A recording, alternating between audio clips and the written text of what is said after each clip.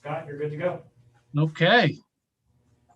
Hello, everyone. My name is Scott Simpson. I'm tonight's moderator of this forum on the Sylvania site in the town of Waldoboro, Tuesday, May 18th, 2021. We are now live streaming.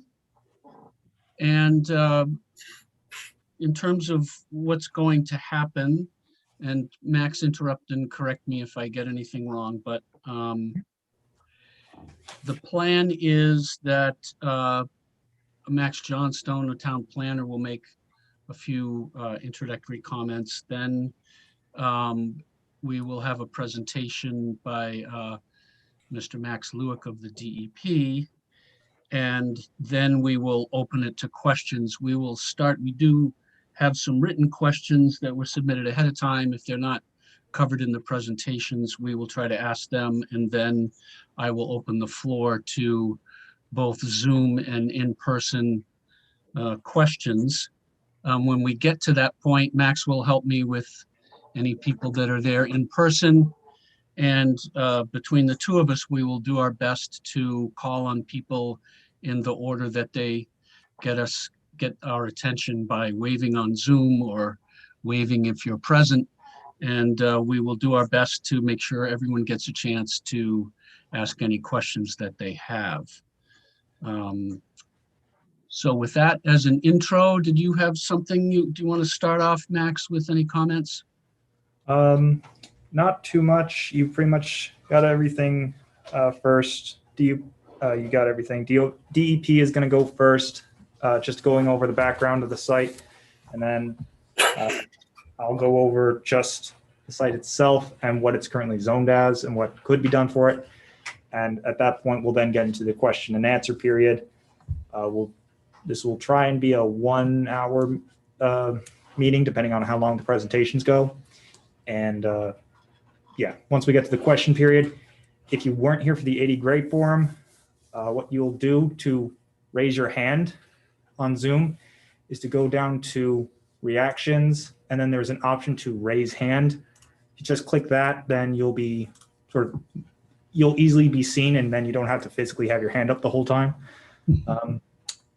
But I think that's all I have. So with that, I think we can get started with the other Max over at Maine DEP. Alrighty. Well, thank you very much. I just like to introduce myself first. My name is Max Lewick. I'm one of the RCRA managers at Maine DEP, and I'm the state manager for the site there in Waldoboro. And also with me is Chris Swain.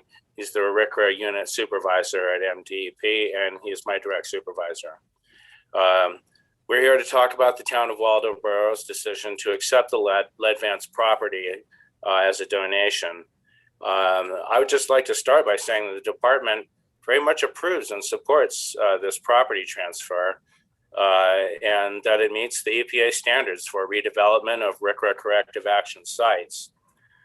We feel the town would be the best steward for this site. It makes sense for the town to decide how this property is redeveloped. This site is a RCRA corrective action site that's in the EPA's 2020 program. There's an area of known groundwater contamination in the bedrock aquifer beneath a portion of the site, resulting from historical releases of chlorinated solvents. After ordering an investigation, the department issued an administrative order by consent.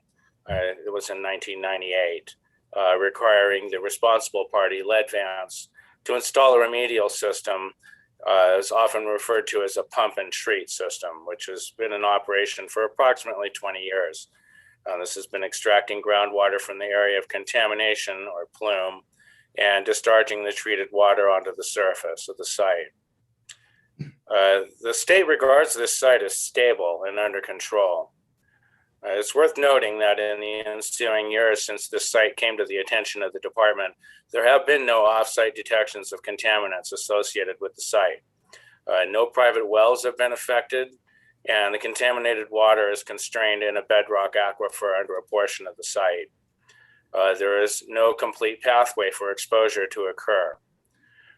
This is part of the reason for one of the restrictions on the environmental covenant that's been placed on this property, which is no access to groundwater. The conditions of the environmental covenant are intended to protect human health and the ongoing site remedy and the environment. But the covenant is intended to allow for redevelopment within the conditions of the covenant. The portion of the property where the pump and treat system is operating is restricted from any redevelopment. This includes the area designated as pending further investigation, bordered in on the environmental covenant. That area will remain restricted. Any redevelopment is subject to the department's review and requires our approval. In addition to the restriction on groundwater, no residential development of any kind will be approved on this property. I understand there are several questions about the site, and the town officials have provided me with a list of some of these questions, which I'll do my best to answer. One of the first questions is that I on the list is regarding brownfield status of this site. This site is in the EPA's 2020 program, which by definition means it is not a brownfield site, nor is it eligible to become one. I will have my boss Chris explain the difference between these two programs.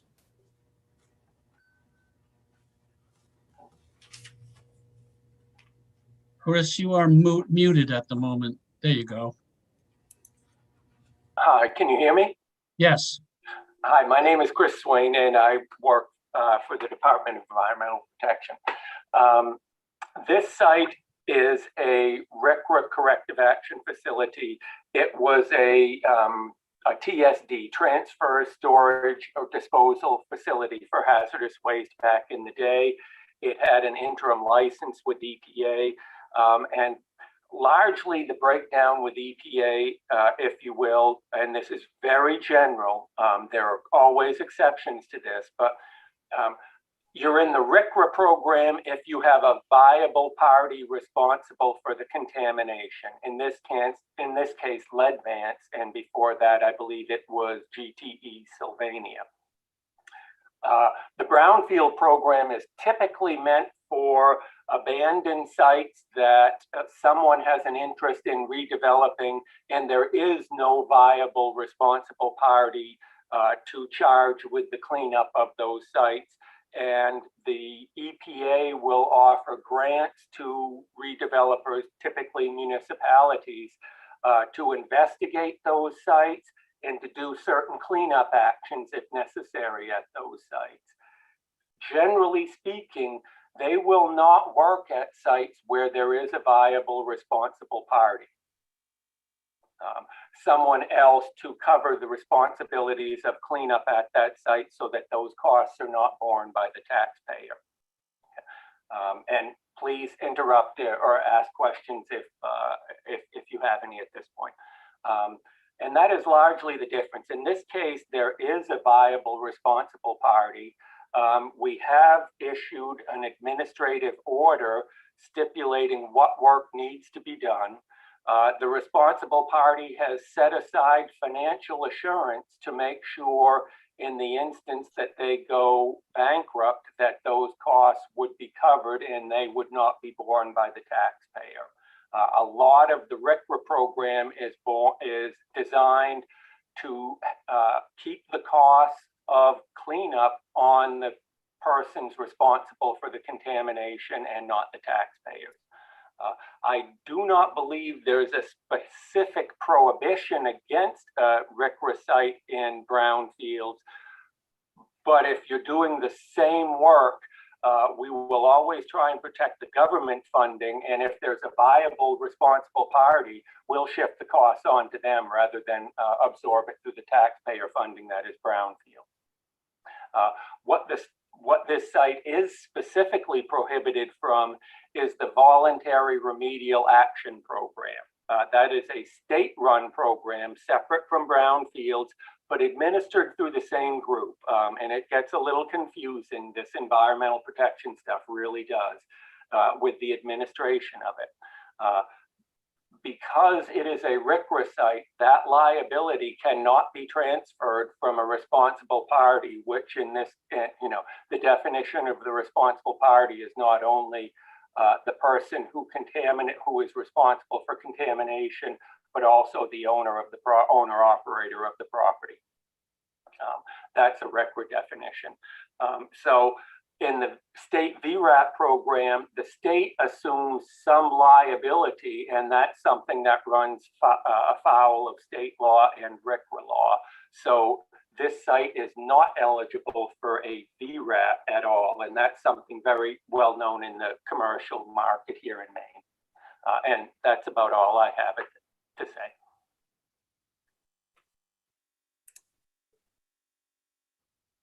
Okay, thank you. Did you have more you wanted to cover, Max? Yeah, I have a list of questions, about 11 questions that I had previews of. Thank you, Chris. I really appreciate it. So I will go ahead and run through these questions that I had in advance and try to answer them. So Chris answered the first one. The second question is, can development, utility expansions, low impact, single story buildings, parking areas, solar arrays, or a boat launch take place at the Sylvania site? If so, are there any restrictions? So per the conditions of the environmental covenant, any redevelopment is subject to our review and approval. We would certainly review any proposals for these or other ideas.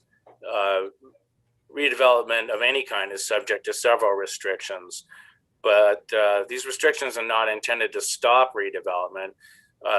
Whatever kind of redevelopment happens just needs to adhere to the conditions of the covenant, such as proper soil management, and there are some soil monitoring and testing requirements if there is any kind of grading or anything going on like that. For instance, putting on a road on the surface down to a potential boat launch or something.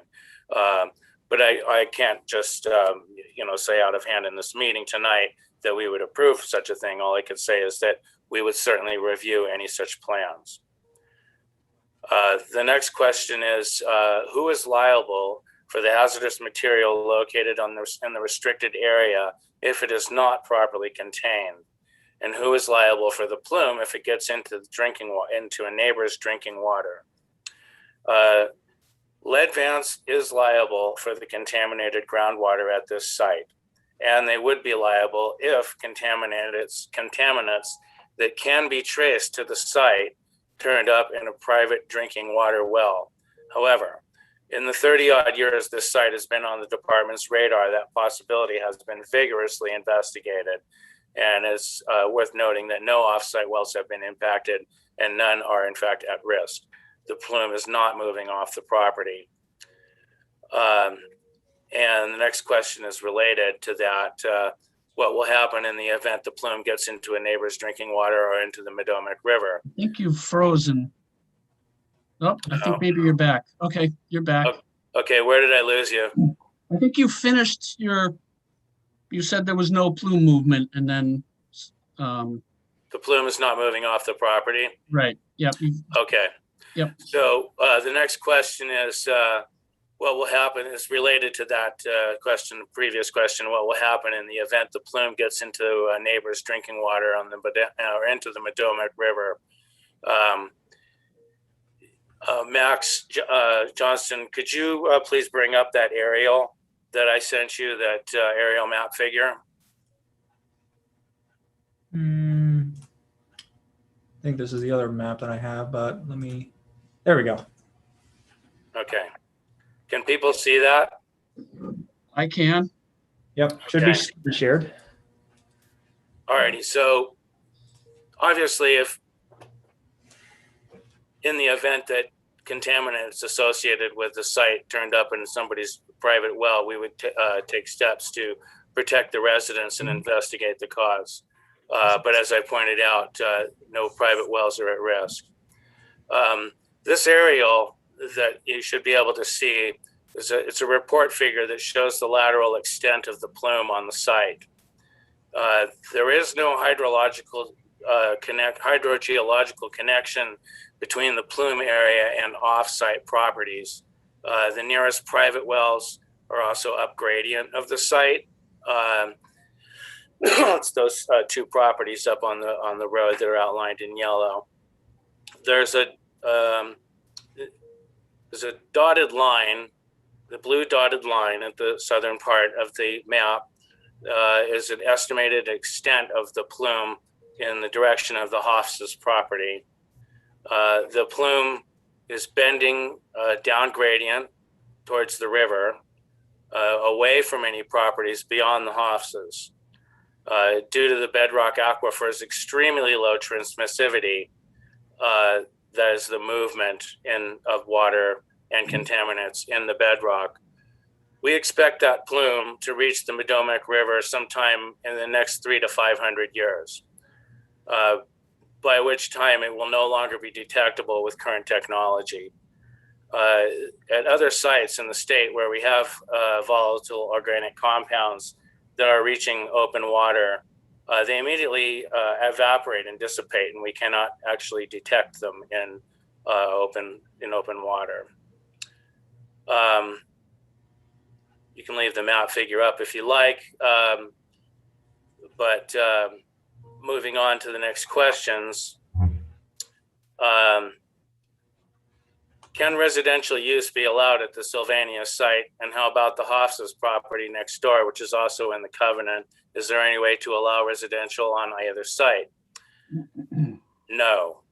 The conditions of the environmental covenant are unequivocal on this. No residential development of any kind will be approved by the department. This restriction is intended to protect human health and the environment and the remedy. It's a needless exposure to liability to allow any sort of residential activity or residential development on this property. This is the next question. How long will lead vents be allowed to access the site for well monitoring? This is a difficult question to answer, and sometimes people don't really like hearing the answer, but Maine law requires contaminated groundwater to be remediated to drinking water standards. In many cases, that's just not a realistic goal within any reasonable time frame. So I can't really provide an end date for this remediation, this corrective action site. That's a hypothetical. And the next question is there a use not listed under the environmental covenant that you would recommend not having at the site? And if so, why? There's probably a long list of things I would recommend not having on the site. That's a kind of a difficult question to answer. I would say any redevelopment plans should be for low occupancy uses. Number 8 question is, based on what the MDEP has found, are there any health concerns if residents were to walk across the designated restricted area? Should these restricted areas, Sylvania's footprint and the lagoon sites, be gated off? There's currently no risk of exposure to residents who walk across the surface of the site. Contaminants at this site are entrained in groundwater well below the surface. However, the town may wish to consider installing a fence later if they feel that becomes necessary. And number 9 here, are there any other examples in Maine that had a similar situation as Sylvania, being a 2020 site or similar equivalent, where the town took ownership of the former industrial site with restricted areas and converted it to either commercial or recreational uses? I don't know the answer to this, and perhaps Chris Swain could chime in at this point if he has an answer to that question. I don't know of any that have been taken over by the town and redeveloped. There have been several that have been taken over by private entities and redeveloped. Most recently, the site up in Pittsfield that was taken over by Chinbro and redeveloped into the Puritan manufacturing facility that I believe is making the swabs for COVID testing. Thanks, Chris. The next question is it's a liability question. What happens if Leadvance dissolves and is no longer an existing party when there's an issue at the site that they would be liable for? Hard to answer this hypothetical question. Presumably financial assurance would be accounted for in a bankruptcy or dissolution of a company. But I don't have an answer to that question, really. I understand the next question is, this is the last question I have in advance. I understand the Sylvania property is available for purchase and any buyer will be subject to restrictions put in place by the DEP. My question is if the town will have any input concerning this property if it is purchased by another person or entity.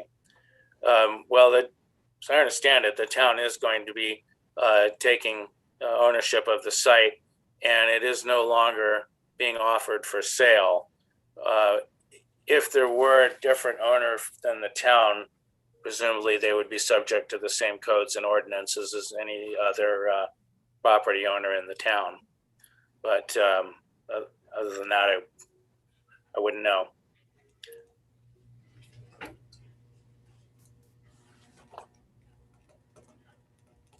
Okay, so we will move on to questions. Max Johnstone, did you have anything you wanted to add? Oh, okay, good, thank you. Wanted to get the map. I can see more people. Did you have anything you wanted to add to that, Max? No, I think that ran through all the questions that I did send ahead of time. Okay.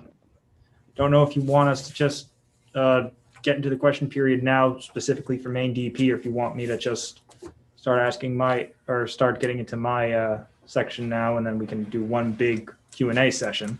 Yeah, I think it would be helpful for you to do your section now because there may be overlap in the questions. So let's do that. Okay, well, I'll put up another map then. So this was just a map that I've thrown together. Should be available on the town website. It tries to, as best as it can, incorporate the environmental covenant, as well as some town restrictions in our ordinance. The orange lines represent the boundary lines for the Sylvania site.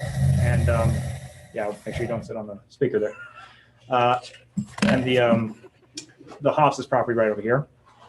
This yellow block you'll see is the Hofstra's house itself.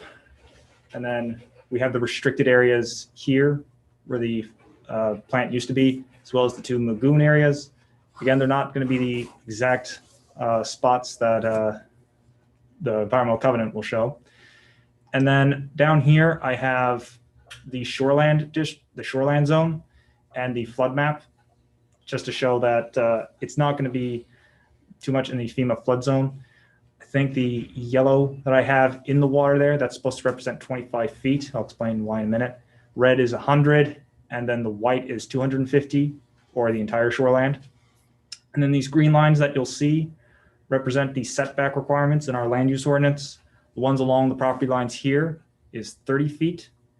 And then the one right here is 150 feet, which is the road setback, because this is in the what the town designated as the industrial zone back in 2005.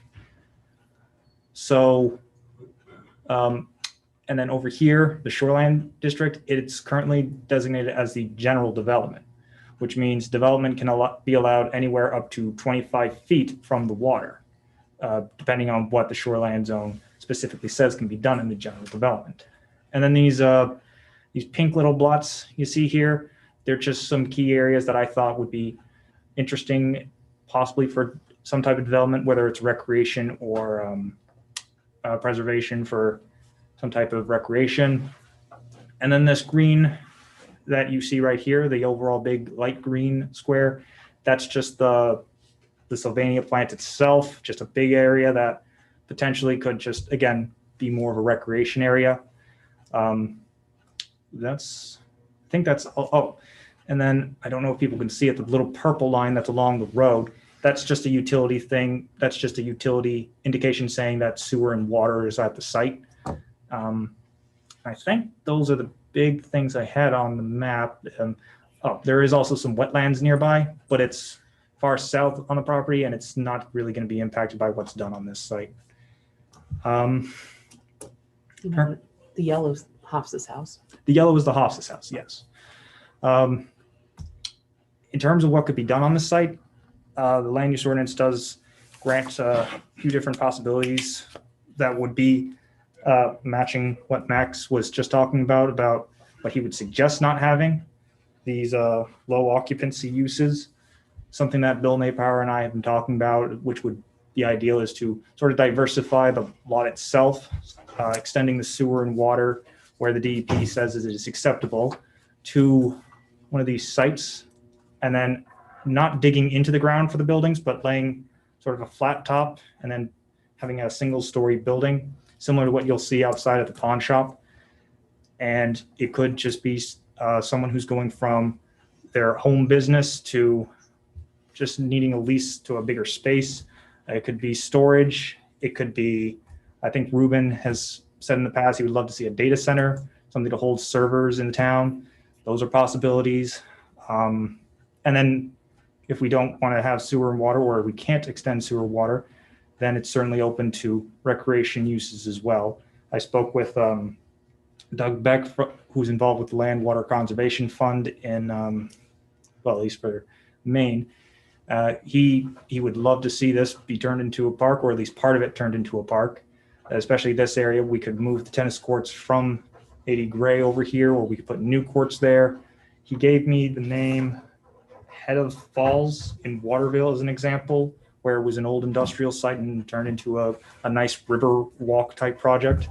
I think you can do both, essentially. You can have some economic development on site to help pay for the property, and then you can have some recreation done on another end of it, and do a lot, really. And in terms of funding for it, the economic development for public infrastructure, there is the Economic Development Administration Grant, federal program that does do this type of thing, extending the utilities.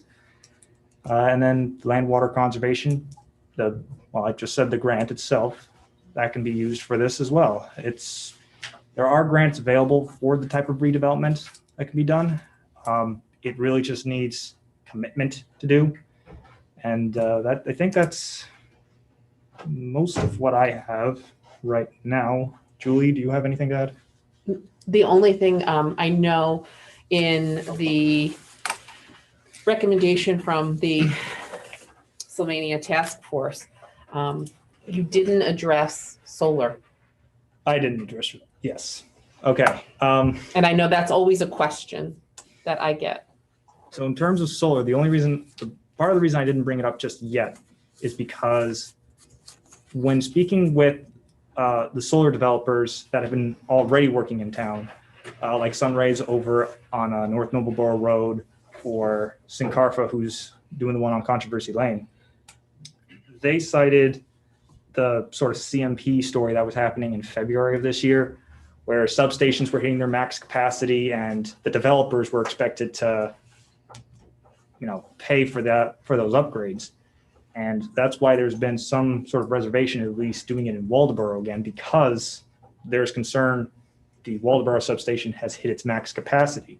Now, ironically, tonight, the Lincoln County Regional Planning is looking at our application to pay for a pre-application so we can see what the capacity limit at the substation here in Waldoboro is, to see if we can put in a decently sized solar farm, or if it's something that we probably need to wait on so that we're not the ones paying for these upgrades. And I'm also fine with solar on the site. I would be hesitant to say the entire site, just because you do have sewer and water and waterfront property, and it's on 220. There's a lot you can do with it, and it's 50 acres as well. There's a lot you can do with it. So I'm hesitant of saying put it all into solar, but again, that's why I say it takes the town to get that commitment and to get a good plan developed from it. I'm saying what I would suggest doing, or at least looking into. I think so. That's all I really had on solar, at least. It's just, that's one of the common questions we get. Yeah, I know, and I probably should have included that. And the other thing I'd probably add in is what if there is development on the site, whether it's a solar farm or these low buildings that I was talking about, or even the utility extensions, I would at least suggest it would go to the planning board at least, because it's a municipal use. So that's just me saying. So it would go to the planning board for approval. So that's all I had. Okay, Yeah, thank you, Max. So do you want to, I think that's all I had, unless Max from Maine DEP had anything else in his presentation. No, I had nothing to add. All right. Okay, so why don't we open it up to questions? And let me know, Max, if there's anyone there who physically who wants to ask something. We can start there. Well, I see Janet's raising her hand. You can either let me, Jan, do you mind moving the chair back to where it was, just so? That good? Yep, you should be fine. You're fine. You're fine. Okay. I was wondering if you could put that map back up that you had. One I just had up? Yeah, and my name's Janet McMahon. I've been on the Sylvania Task Force since it formed in March 2017, 4 years ago now almost, or more than that. But I just had a question, because that doesn't show the pending restricted area, which Right. is big. Yep.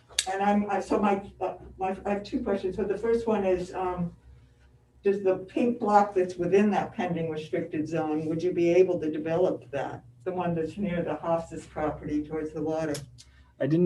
So the first part of the pending, I didn't include the pending just because I didn't know what its status was at that point.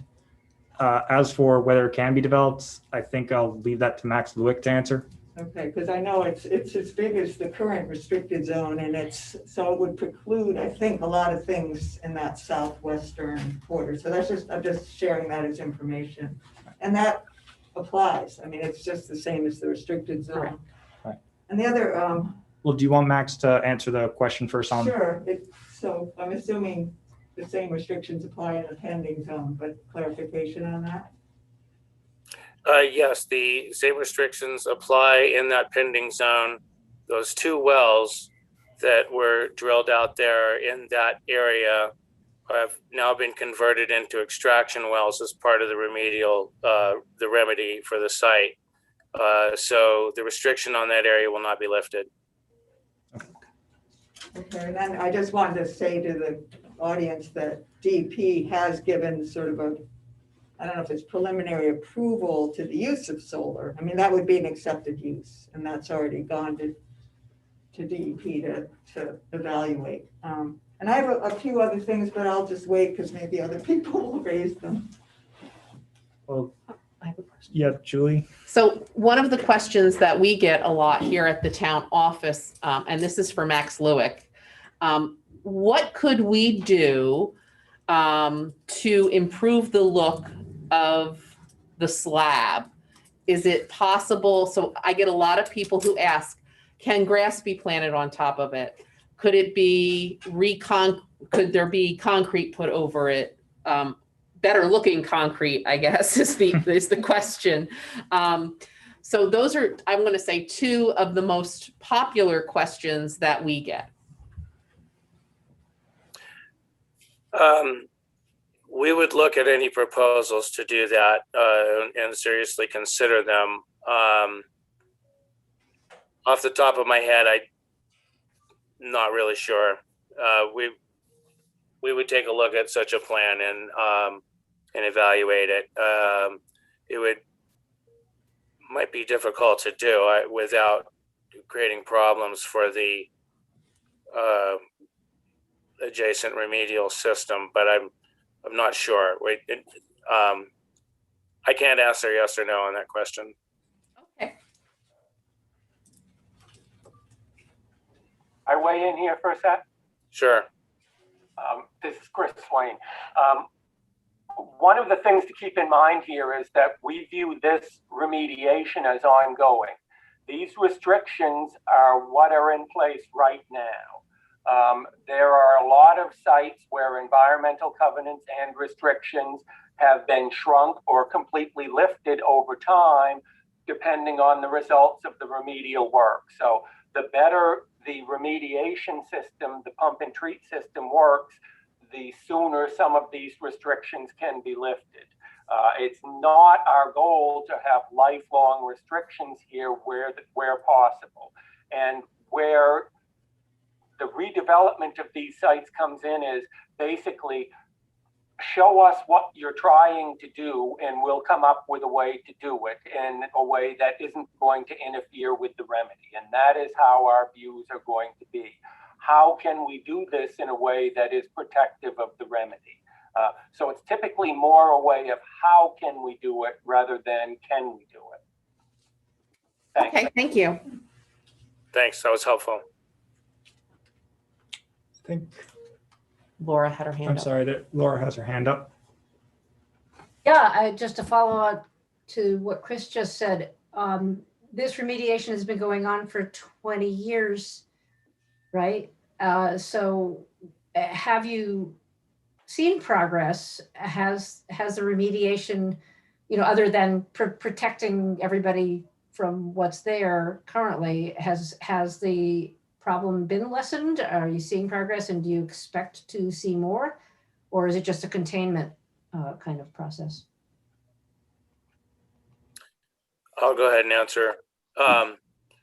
There has been progress. The remedial system does pull down, a significant amount of mass every year, but you must understand from having looked at the reports that yourself that the transmissivity of this bedrock is extremely low. So the pumping rate is kind of inversely just not very high. It's a slow process, and it's still working, but it takes a great deal of time for these kind of systems to affect contaminated groundwater that's locked up in a bedrock aquifer. But in answer to the other part of your question is yes, part of the function of the remedy is to contain the plume so that it doesn't migrate off site. Does that answer your question, Laura? All right, you can go with a hand there. Janet?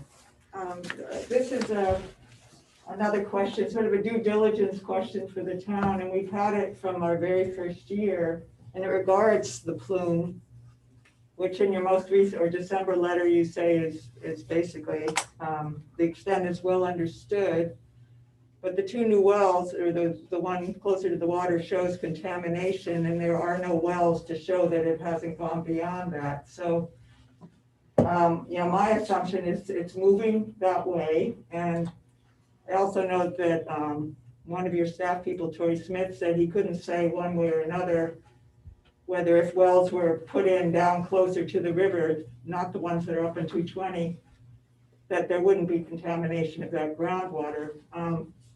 So my concern is if the town were to acquire it, which I actually support that, what happens? I mean, what do you notify those landowners that there's a potential risk? Because as you've stated yourself, it's an unknown. And if someone wanted to put in a well closer to the water on, especially the two lots that are next to the former Hofstra's property, what's the protocol? What does DEP do? Do you contact the landowners? Do you check their well water? Because to me, it seems like a public health risk that we just don't know the answer to.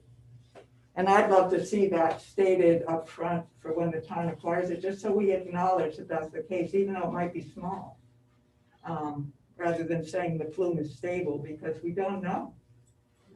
So that's my concern, and I'll raise it. We've raised it over and over again, and it's still a concern. The department does regard this as stable. We feel that the plume is well understood, and those offsite properties, as I mentioned earlier, they are not at risk. There is no hydrogeological connection between those sites. There's a gully you can see on the surface that runs down towards the river between the Hofstra's house and the area of contamination. Those two wells out there did get some hits, indicating that that is probably the lateral extent of the plume.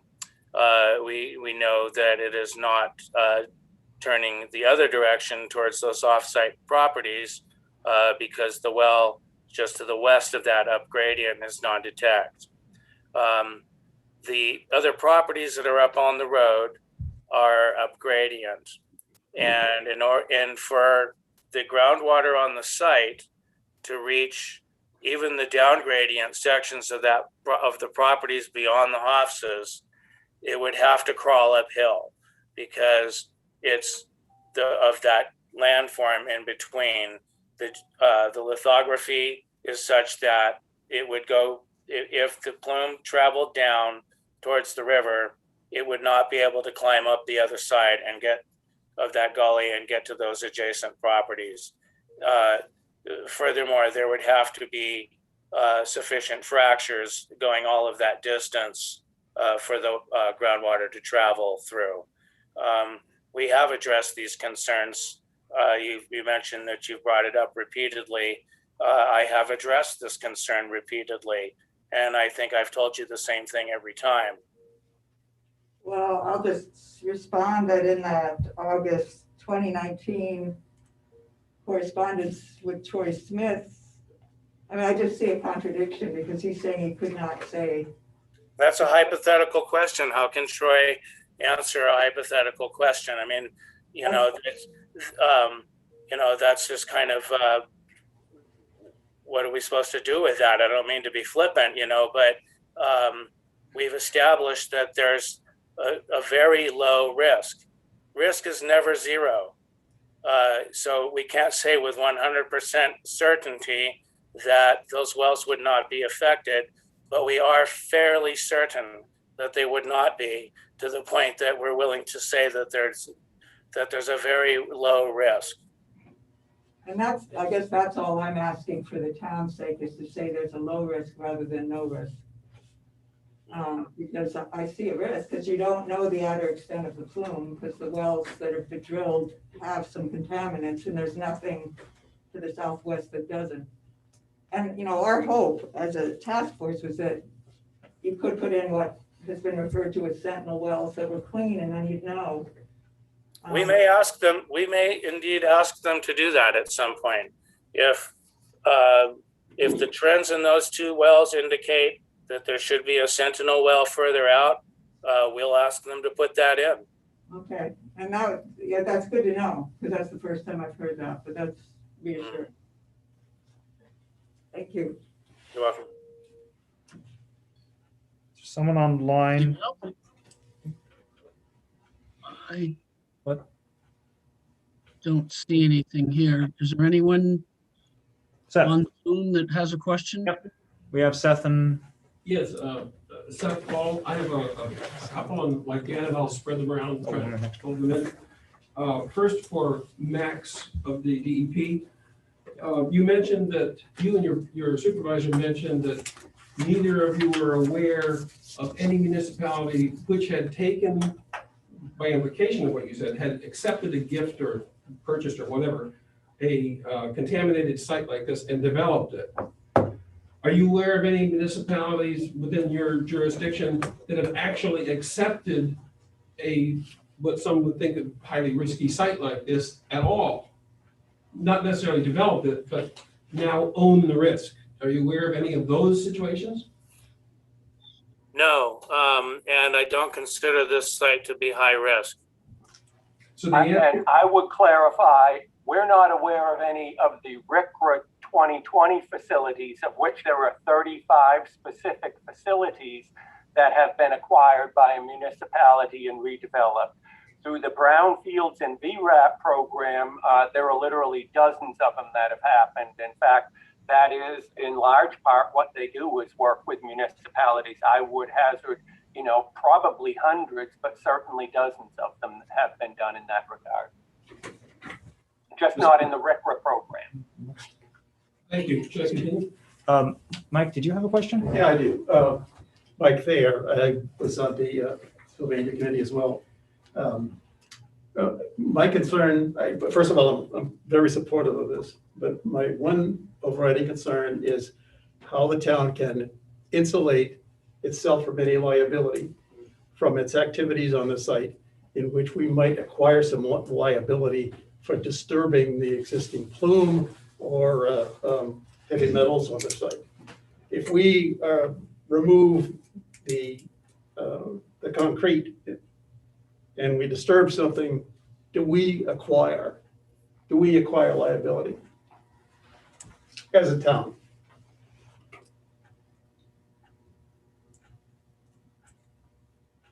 Max, Can anyone answer that question? Again, if you do it without consulting with the department and getting approval for doing that, yeah, you probably acquire some liability if you knowingly violate the terms of the environmental. I'm not talking about that. I'm talking about going in, getting our approval to remove the concrete foundation, and something bad happens. Have we acquired liability? As long as the financial assurance required by Leadvance is still in effect, that is where the liability would remain. And I think we spelled that out in a letter to the town where, in the transfer, part of this is having the order requiring Leadvance to do these things. Another part of it is the environmental covenant that restricts it. But the key part of it is the financial assurance. Leadvance has to set aside in a bond or letter of credit or some type of financial assurance that meets EPA standards, not the state's, to be able to cover those circumstances that would arise where contamination would be a problem. We also can obtain insurance. So we cannot insure against something that we do. So say we put something there and there's a tank we put there. That's not on Leadvance. That's on us if something were to happen with that. We also are going to get insurance from Chubb International, pollution insurance from them that will help. But the one thing we have to be very clear on, the financial assurance is a federal program. We just went over this today, and that is something that is provided on a yearly basis to the DEP. And I'm sure, Max, correct me if I'm wrong, that's something that you can share directly with us. I can get the documents. They're in a safe at the DEP building in Augusta.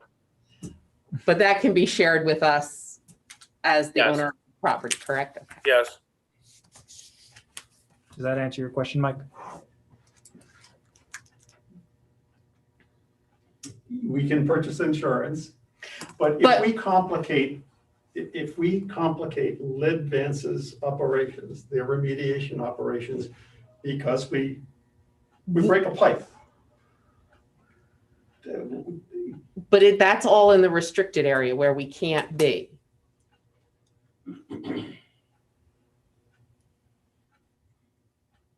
Okay. So that's, I mean, we have to, and that requires us to be a good partner.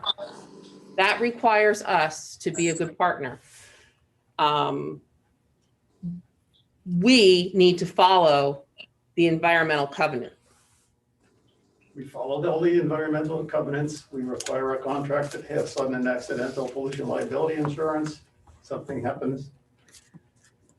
They break a hydraulic line, they spill a 55-gallon drum of gasoline on the soil. that complicates Lead Vance's remediation efforts, and it creates Well, some remediation. Again, again, that if we are creating that, that's on us. But so much, If somebody breaks a truck's there and it breaks a hydraulic line, that's on us to clean it up, and that's our liability. They didn't cause that, we did. I don't want to get into what ifs, because you can say more what ifs than. Correct. I just want reasonable assurance that the town doesn't wind up with a big bill or cleanup because we stepped on Lead Vance's. Well, and I think that's part of what has to I make see it in us, his hands. I was finishing Yeah, I know. answering. I think that's what makes us have to be a good steward of the land. We have to respect those covenants. That goes without saying. And quite frankly, and I've come full circle on this, I will be very blunt. I experienced people who were interested in the property for $125,000. And I would say that the town of Waldeboro would be a better steward than the people who I was exposed to who were expressing interest in the property, because that's the type of stuff that I'm worried about. Something like that were to happen. Something happens on the property. I know that I'm going to be the first one then to be screaming as loud as I possibly can. I've been told I'm a little loud. That, hey, this is here. Something happened. I for $125,000, somebody coming in might not disclose that. Should they? Maybe, but will they? I don't know. And that's like everybody has said, dilution's the solution. And we went through this at the Sylvania task force, but that's not for everything. And my question and the one thing that I keep coming back to is, how do we protect our greatest resource?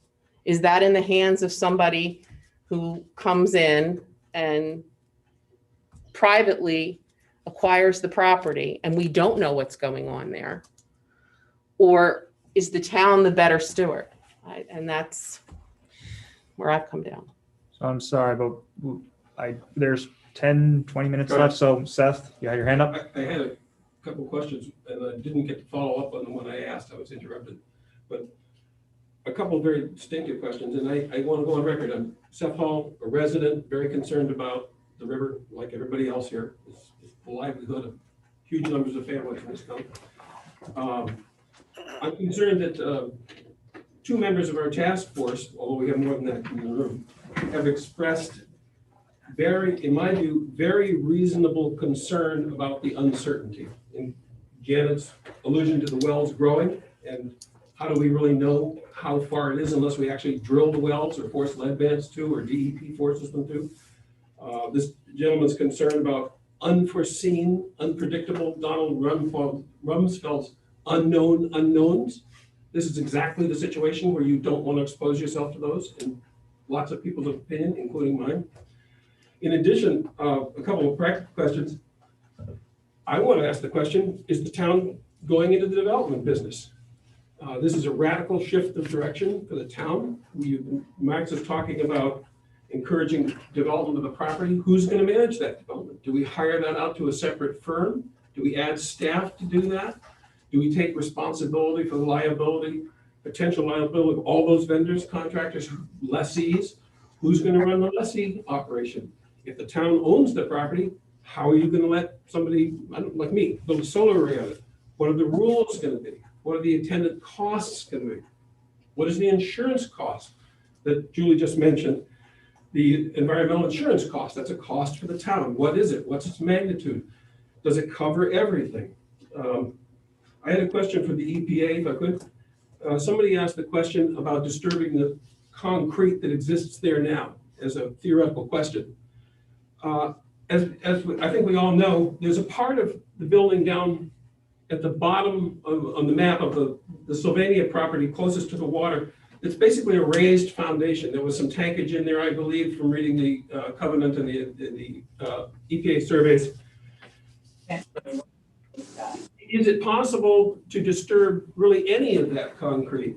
Not really knowing what's underneath it, if I read the reports correctly, and there have been numerous and diverse reports. Is it possible to level the non-high risk or undetermined risk areas, meaning the pad where the buildings were, so that they're more usable? That's sort of an implicit question. And that leads to the question for the DEP, is your principal concern with development the permeability of the existing surface and not wanting to disturb what is basically paved in concrete, and in fact, from rainwater and runoff encapsulates whatever we don't know is under there, and we suspect there's a bunch of stuff, according to reports I read. Is it the permeability in particular that the DEP is concerned about? Max, do you want to start with those questions? There was about 60 questions there, so I'm really not sure where to begin. If you're asking what we're concerned about, it's the exposure to, humans being exposed to contaminants into the site. It's entrained in groundwater, which is about 50 feet down, and locked up in bedrock. So the risk is fairly low, and it's well understood. Any redevelopment plans, including demolition of the slabs, would be subject to our review. I can't really recommend or not one way or the other on the slab without our department having an opportunity to recommend such a plan. I can't really remember any of your other questions. Well, the other questions are directed for the town, I think, to ask themselves. So I'll just answer the development one. What I just said there, I didn't say let's do it tomorrow if we get the property. I said it is a possibility. We can do it. It's something that we would need the town to commit to. I can say let's put I don't know, a high rise there full of office buildings, but that's probably not going to go over well with everyone else in town. And I don't have that authority. And as I just said, the planning board would be the one who ends up looking at a town project there. So, and obviously, as Julia said, as Max Luick has said, we'd be partnering with the Maine Department of Environmental Protection to make sure we are following this environmental covenant properly. If I see that, if we want to put sewer and water in there, and the soil test comes back that says no, you can't do it, or else it's going to risk spraying the plume, then I'll shut up and we can move on to a different project. As for maintaining it and leasing it out, that's stuff that we can talk about, but that's a hypothetical that I think we would need to really flush out with a committee to actually go over the rules of what that would be. It's not unheard of. It's just, those are questions I really can't answer at this time, because we could develop it. It could be a solar farm. It could be a 50-acre park. I'm saying these are options, and there are different grant possibilities for achieving them. How the long-term maintenance is done, that's something we do need to have thought out once we actually start having that conversation, but I can't answer that tonight. And I think part of what has transpired is there'll be more forums like this. Right. People might have some really great ideas about what a park could look like there, what recreation could look like there. I know the Sylvania task force put together some great ideas. So I think those were things that are coming. I don't think anything that Max shared here tonight is a done deal. I think it's more about, here's the possibilities of what can happen. I think that's really where we're at. There'll be a lot more discussion about it. There's nothing carved in stone about development. Right. I would like to call on Mr. Phillips. He's been trying to ask a question for quite some time. I was actually about to say that. Yeah, I Ron? thought I had a hand up, but I can't recall whether but no, thank you. I really appreciate the chance, like others here, to learn from this discussion. So thank you. And to DEP and to the town for bringing this opportunity forward. The only thing that I would like to, I'm a resident of Waldeboro for some years and am interested in various investment possibilities here, ranging obviously from the Madomic River potential and further potential to renewable energy and anything else along those lines, small business and so forth. So the only thing that I have picked up from this conversation is the liability issue of the ongoing plume issue and environmental impact. I'm not so conservative that I wouldn't want to take on this property. I think it's a great opportunity for the town, by the way. And there are a lot of partners and nonprofits and private investors that would like to probably step up here. But the one thing for, I guess, the DEP message is we don't want to discourage private investment into whatever happens on the surface here, whether it's solar or anything else.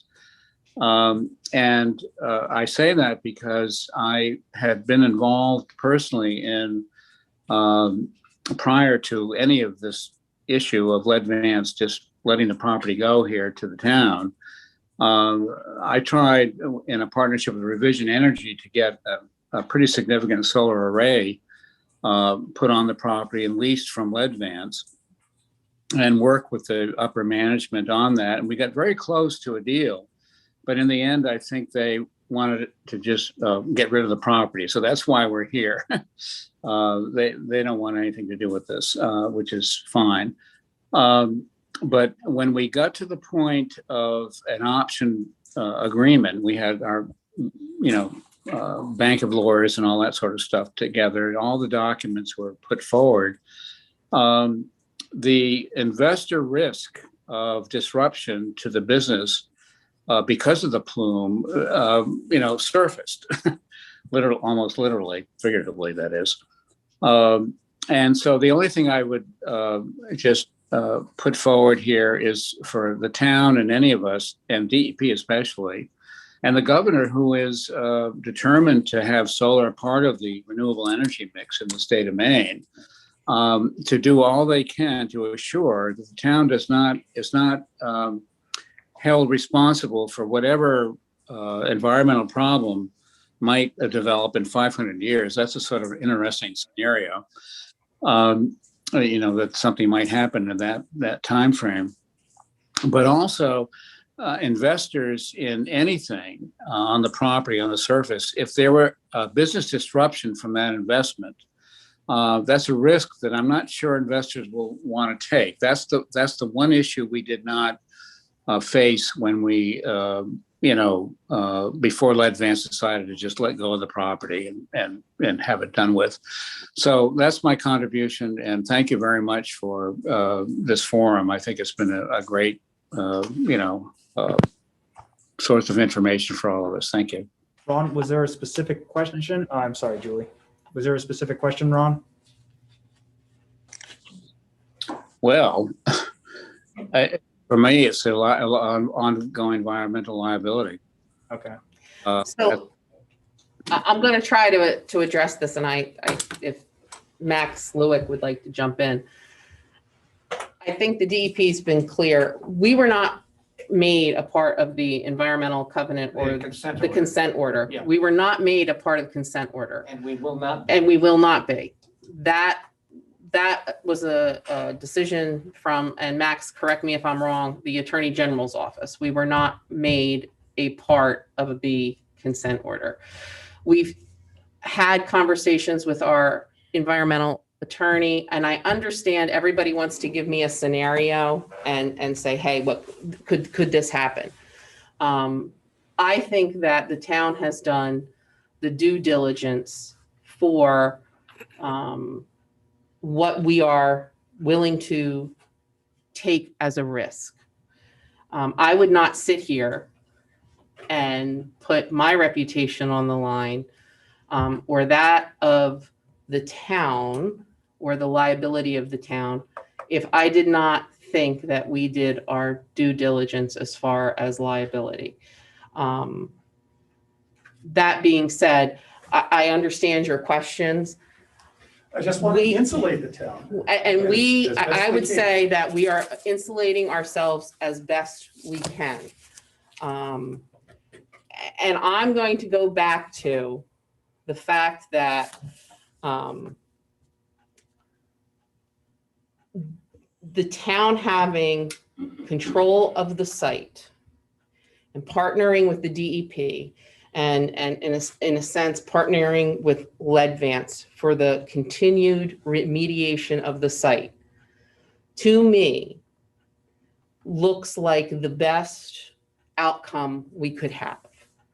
The financial assurances, I mean, we went through the financial testing today that they have to provide, and that's federal. I took a lot of comfort in that. And when they first approached us with the gift, I think we did our due diligence. I mean, this started in September of 2020, am I right? Actually, it was suggested in July. Was it July? Okay, I was 2 months off. And we've spent a lot of time going over this. And we did get a recommendation from the, and correct me if I'm wrong, but I thought it was a unanimous recommendation from the Sylvania Task Force to proceed with this, acquiring the property.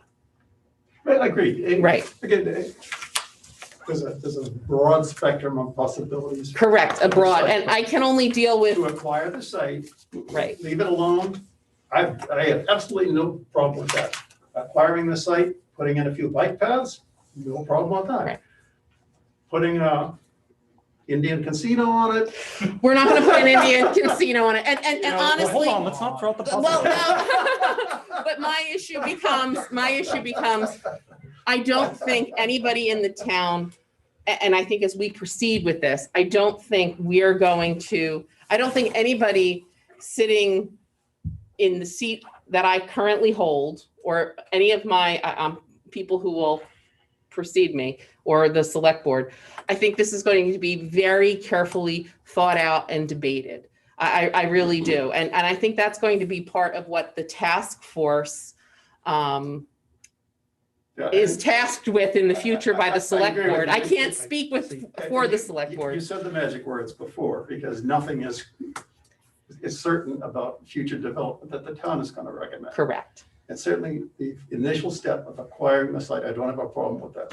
And obviously, there will be much talk. Much about- talk. And I really do believe, I can't speak for the select board, but knowing their history, I would say that they would very much involve the Sylvania Task Force in what happens from here. I mean, and I just want to say, for people who do not know, the Sylvania Task Force is a fine example of the quality of people that we have in this town, the amazing, what they bring to the table, and their qualifications are phenomenal. And I learned so much from them during this entire process. And it truly was a joy to serve with all of you. And I'm sure it will continue. So We have a few more I questions. see two Max? hands up. How about Laura? Go ahead, Max. You can see both hands. Laura? Thanks. Yeah, I mean, I think that's really helpful, Julie. And I just want to say that I think it's a great idea for the town to take the property over. I do think that, and good to know about all the work of the task force. I think that the future planning would need to go beyond the task force and really get input from residents and have residents get the same reassurance that we're getting here tonight, as well as, thinking through all the, so it's not a question, it's a comment, that we need to have a lot of participation and input into thinking through what the options might be, and develop some kind of consensus in the town about what kind of development makes sense. And so if I'm assured that the town will go through a process like that, I feel really good about the town taking over the property. Certainly, it would be nice to have it do something for the town and not be just a scary eyesore. I believe that the Sylvania Task Force would be tasked with taking that on, and I imagine that everybody on the task force will get really good at holding public forums.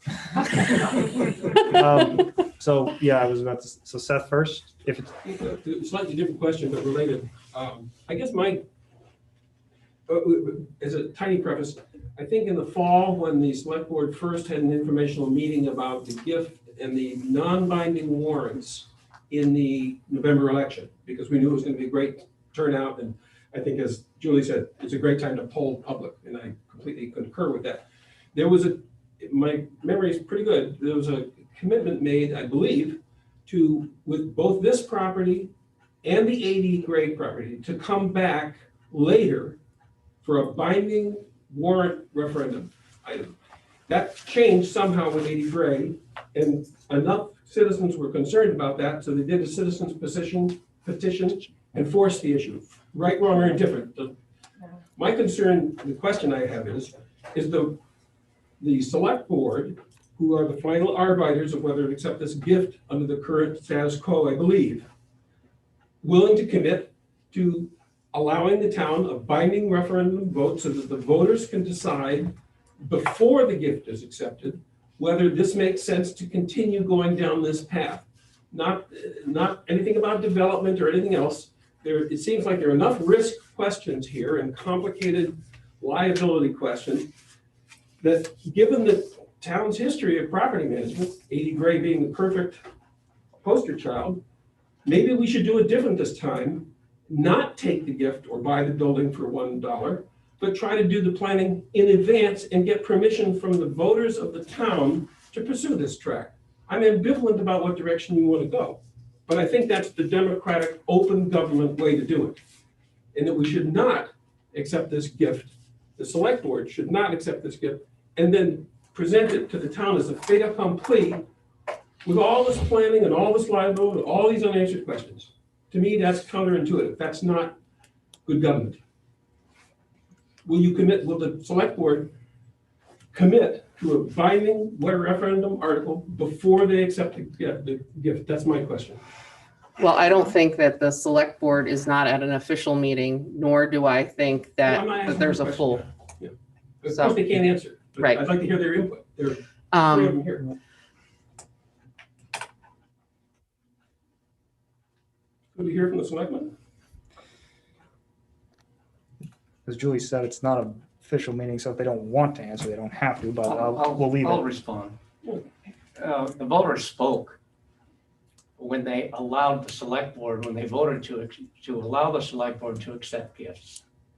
They spoke in November in a non-binding referendum that overwhelmingly approved acceptance of the donation. It's up to the select board to determine the terms and conditions upon which that acceptance is made. The Sylvania Task Force has recommended that the select board accept the donation, which again is fully within the power and authority of the select board to do. Frankly, we're not interested in politicking about this. Some people in this room are. We're interested in saving the river and ensuring the river is secure. We're interested in ensuring that this property is used responsibly with a great partner in the DEP who's worked very, very hard for the last 30 years, along with Leadvance and its predecessor company, to ensure we're on the road to cleanup. It is a low-risk property. The only issue, identified issue, is the groundwater. And it's very clear which direction that is flowing. So to my mind, it's a no-brainer at this point. We're going to be partnering with DEP. We're going to be partnering with Leadvance. Leadvance has shown its commitment for the last, ever since it became Leadvance, and before that for 20 to 30 years to do the cleanup. It just makes total sense. I'd rather have it in the authority of the town and the voters of the town than in that of a private company. Yes, if we want to work with private industry, the town has that option as the owner. It could serve as a source of potential revenue. But that's down the road. That's after we've accepted the donation, transferred the title, and then had a public discussion about what people perceive to be the risks. and whether we go down this road or that road. To come up with a plan beforehand is ridiculous, quite frankly, because there are so many variables that go into a plan like that. I much prefer to have a real situation that we're dealing with and then talk about plans and get the input from the community. Then we know what we're dealing with and we know who has the property. I take it you're not interested in the binding referendum being offered to the people. Is that correct? I've answered your question, Seth. Okay. And I knew you'd ask it tonight. Again, not a select board meeting. Abden? Can you list off I'm gonna call them brain trusts that are on the Sylvania task force and what their qualifications are? Leaving that to Julie. You're leaving that to me. So Or we Jen have- can answer They're them. really very educated people and they're making recommendations Well- to the select board. And I'd just like to know their qualifications. I will start right here with Mike Thayer. If you could give your qualifications. Mike Thayer, I have a bachelor's degree in chemistry from Worcester Polytechnic. And I've done environmental work for close to 40 years, mostly in the wastewater field. And I sit on the Waldoboro Utility District Board of Trustees. Janet McMahon. And my background is in biology and geology, and been in Waldoboro for 40 plus years, and been in sort of the environmental conservation field primarily. And also have a husband that's in Worcester Farm, so I think about the water quality a lot. Linda Veblen and her husband. Yeah. I have a PhD in geochemistry, geology from Johns Hopkins University in Baltimore.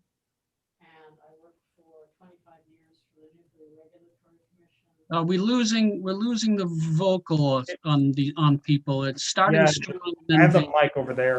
It's-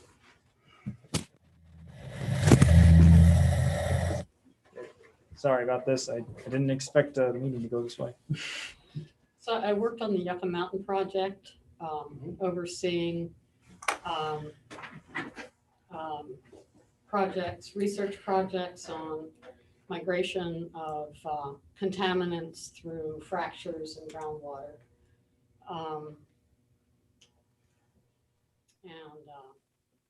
Yeah, so that's about it. And who else is on the board? Her husband. My husband, who is a PhD from Harvard in mineralogy and was a professor at Johns Hopkins University. We also had Joseph Guarnaccia as our Advisor. volunteer advisor. And Bob, you can speak more to his qualifications. Well, Joe sat on the other side of the table with sites like this and worse than this. He represented industry. This time around, he was on our side of the table. And it was a wonderful experience to have him involved. He'd interpret all the engineering reports Yeah, and DP information for us. And just to clarify, the reason why I asked that question is because there's very highly qualified people on that task force that could understand this stuff, much more probably than the select board could. So if they make that recommendation, I'm gonna go with them. I'm not going with somebody that, just some Joe Blow that's down the street. You know, so I support their decision. All right. Any Jan? other? Yep, Jan Minzy. Oh, yeah. I think the process that we did was excellent. We got a group of people together who knew what they were doing. We listened to them. They came back and reported to us regularly. We worked with the DEP. We used our lawyers. We went back and forth, and this has been going on for quite a while. There should be no surprises to anyone. I think the process was just right. And I'm very pleased with how it came about and the results. All right. I just want to add Mark Eckert, Frank Daly, John Cosnow are also, and Michael Lang are also sit on the board. I just wanted to clarify a little bit here. Mhm. They know what they're talking about when they look at this stuff. Thank you, Afton. I see Laura's hand up on Zoom. Do you have a? Oh, It's an accident? All it's an right. accident, Laura. Residual. A residual. Janet? And I also want to say, I mean, it's not like, I feel like I've been, Max Lord would probably agree, sounding like a broken record. I still have a lot of concerns about how the information's been portrayed to us from DEP, as, you know, things that are sort of portrayed as fairly certain when you look at other documents and there's questions. And I think it's just important to the task force, it's not like we're all just, you know, following in a line and agreeing with everything. We're questioning a lot of things here. And going forward, I have questions. I want the town to accept this, knowing there are some uncertainties. We don't know exactly where the plume boundary is. And other things, other what I would, I guess, call maybe inconsistencies in just the language, if nothing else. So to me, that's felt good about the process. It's not like we all just agree and are on the same side and had a mission in the beginning. I felt like it's been an open process, and you know, we can air our frustrations and hopefully, again, do the due diligence. You know, if I think something, I don't let it go if I think it's a concern. I probably No, they don't. No, they don't. And that's great. And honestly, I want to just say thank you to the DEP, because they really have, you know, and like Janet said, she has a lot of, the task force has had a lot of questions, and the DEP has been very good to provide answers to us, and we do appreciate all of their time, because as they said earlier, this is not a high risk property, and they have quite a few that they have on their docket, and we really have been very proactive and asking them a lot of questions. So I'm sure Max would agree with that. Yes. And Max just and I, but the fact that I know Max's rooster from just talking to him on the phone is an indication of how much we talk. we do talk quite a bit, and just reference back to when you were talking about the qualifications of the people on the task force. We respect the task force. We've worked with them for a long time. Sometimes we don't exactly see eye to eye, but it's an open dialogue. And Joe Garnaccia is somebody that we're familiar with from other projects, and we consider him to be a highly qualified hydrogeologist. And I interact with Joe on at least 2 other projects. So we look forward to working with you guys going into this. Again, we approve and support this property transfer, and we'll do what we can to help out and review development ideas, answer your questions as best we can. And we do consider this a fairly low risk site with a lot of potential. You know, there's not a lot of unknowns. We know what the nature of the contaminants are. We know where they are, and we know where they're going. We have a pretty good idea of that. As you point out, risk is there's always some risk. Risk is not zero, but in this case, we feel it's well understood. We lost Max. Okay. All right. Well, Are there any other? Did you have any other questions? What? I'm sorry. I just toss in quick? I just want to clarify that any decision that the department has made on the site is not final by the department. We have EPA weighing in, and our decisions are not final until EPA confers with them. So in support of our decisions, I just wanted to say that they are reviewed by EPA Region 1 in Boston before they're final. Okay, thank you. Thank you, Chris. Any other questions? Looks like Max is back. All right. I dropped out for a second. Just a sec. I think I. Yeah, a second. Yeah. Are there any other questions or comments? Questions or comments from people who have not spoken yet? I will have to go close up my chickens soon. Go put that rooster away. It was a little early today. Yeah. All right. Anything else? Well, thank you, everybody. Thank you for all your questions and comments. And for those just listening, it's great that you participated. And thanks to Max and Chris from the DEP and Julie and Max from the town office for participating. And thank you for everyone for cooperating and making this as organized as it can be, since we're in multiple locations and we've got 17 participants. I think we did pretty well. So I thank everyone for your cooperation and interest, and have a great night. Yep, and Have a thank- wonderful evening.